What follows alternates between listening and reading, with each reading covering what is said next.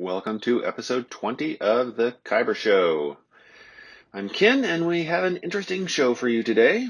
This is covering the last week in Season 13, although you're probably watching it just as the beginning of Season 14 starts, the 3v3 season.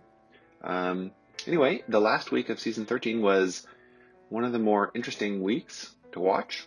People are either trying very hard to make Kyber and making some risky choices, or have already made it and are happy to experiment with some new team compositions.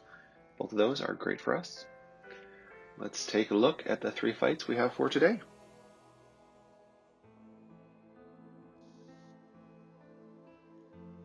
Fight number 1 is a very interesting Bestigar Mando fight. Took me a few times actually before I saw what happened here. A few chats with Klesso. So basically, the opening is good. Bestigar Mando goes into his sequence. Everybody else takes their turn.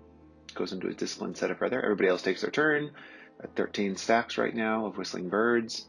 Goal is to get to 20 and then one-shot Grievous. But here, Newt uses Extortion on Bestigar Mando. And normally this is not something you really expect. It's a low chance of it happening, but you can see that it doesn't quite kill General Grievous. So this is a bit of an issue. It should be not that difficult to take him out, but now we see B1 heal him up. Nest didn't do quite enough damage earlier to kill him. Very close. I'm not sure how Klesso's Nest is modded. And now we are just trying to work everybody else down. It's also important to note that General Grievous will almost always use his Grievous Wounds AoE attack first, so it doesn't stack his health like it does if you use Skittering Horror, his crawl attack. You also need to be careful, besides the 1 in 5 chance that Newt, well, it's less than a 1 in 5 chance. First of all, B2 has to generate some turn meter at the beginning. Anyway, it's a 1 in 5 chance that Newt will target your Bestigar Mando.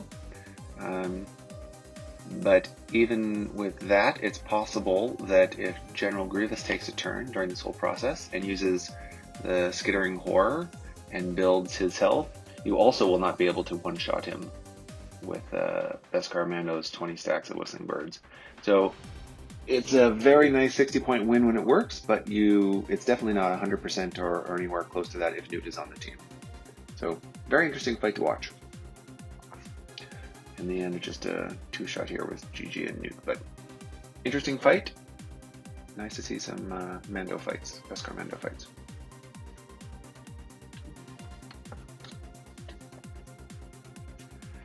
This is a dangerous matchup, mostly due to Hux. This is because, well, he is there, Bosk's Frenzy won't be triggered. Although the first salvo there cleared off his advantage, so Bosk's Frenzy was able to be triggered, and now Hux is dead. So it should be a relatively easy cleanup. Really have to get down Sith Trooper next. The First Order Executioner is not a huge threat.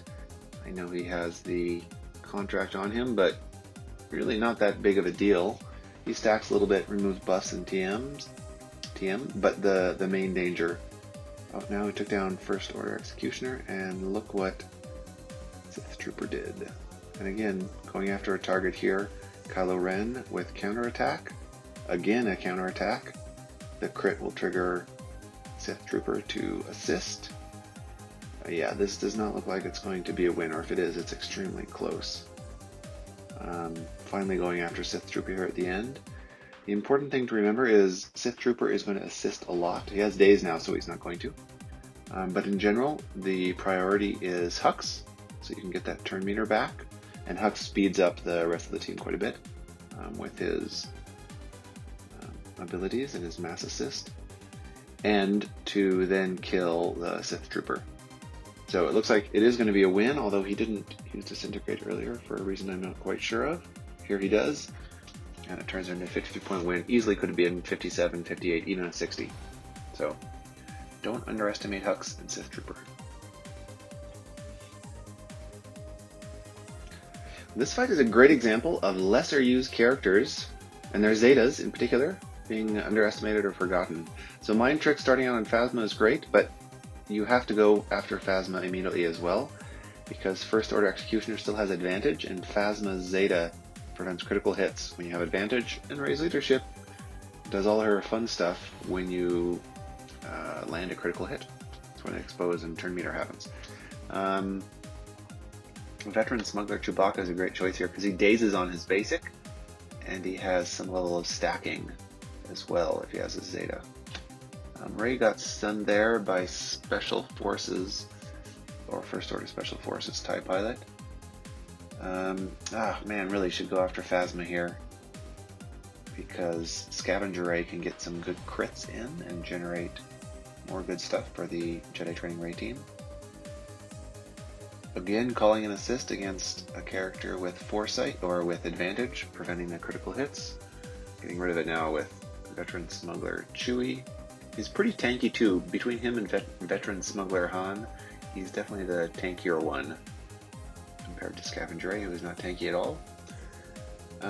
It looks like it will probably... Oh, that could have been a kill against Kylo Ren, perhaps. The pilots do a lot of damage. Okay, he's down. Dang. Well, it'll be a win for sure now. Okay. The advantage is off of Phasma, so you can generate turn meter and such. It'll be a win for sure, but a big part of this being so messy and low banners is not focusing down targets without advantage. So make sure to check the zetas that your opponent has, and their speeds too, but to make sure you understand what sort of fight you're going into.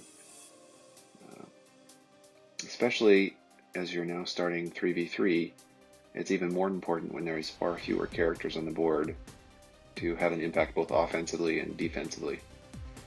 So, good match. Good luck in your 3v3s. Thank you for watching another episode and another season. It's pretty cool. This is the 20th episode. I appreciate everybody watching for the last 6 months or so. I'm always interested in feedback. If you have ideas how to make this more educational, interesting, things you might want to learn that you're not seeing, or information you're missing out on, I'd love to hear about it. And as I said in the previous fight, enjoy your 3v3 season. Lots of interesting theory crafting and testing stuff out to do there, if you like that sort of stuff. Hope you have a great set of fights. Cheers.